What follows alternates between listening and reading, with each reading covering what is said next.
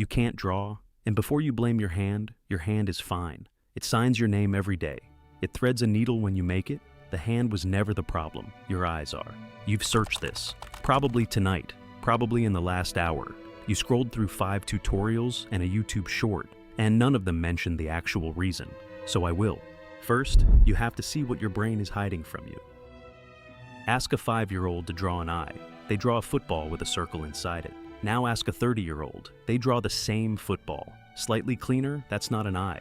That's a logo. You've never actually seen an eye in your life. What your brain shows you is a clean cartoon. What's actually there is asymmetric, weird, slightly broken.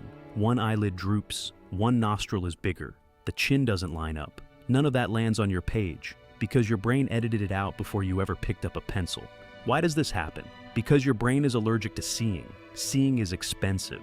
It costs neurons, attention, time. Symbols are cheap. The brain caches a face the way your phone caches a website. It's faster. It's also why your drawings come out looking like a phone signal. Next, why your hand isn't the part you think it is. Your hand is a precision instrument. It writes legibly when it wants to. It plays 3 chords on a guitar after one weekend. It cuts vegetables without removing fingers. The hand is not the problem. The hand has never been the problem. Your eyes are the lazy organ in this equation.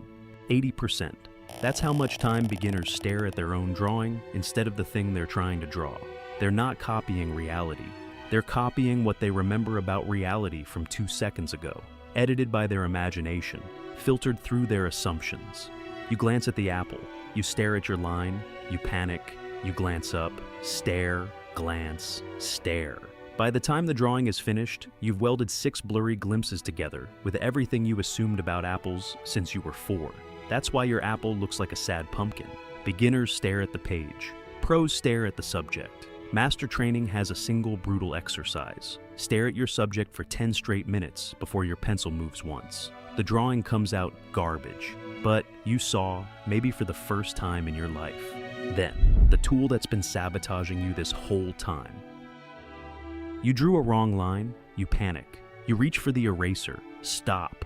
The eraser is the most dangerous tool in your kit. Every time you use it, you delete the only piece of evidence that would have shown you exactly where your eyes lied to you. You're not fixing the drawing. You're erasing the lesson. The wrong line is data. It's a map of where your eye is weakest. Stack it next to the right line, and you can finally see the gap. Erase it. The gap disappears with it. So does the lesson. Real artists don't draw a face. They draw 100 faces, 100 bad hands, 100 skulls in the wrong perspective. Volume is the only thing that kills perfectionism faster than pure spite.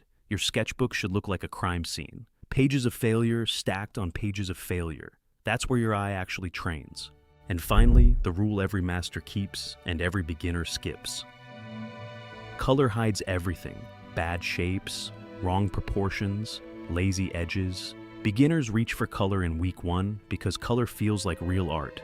Pros stay in pencil and charcoal for years because color cannot save a drawing that's already broken underneath. It just makes the broken drawing colorful.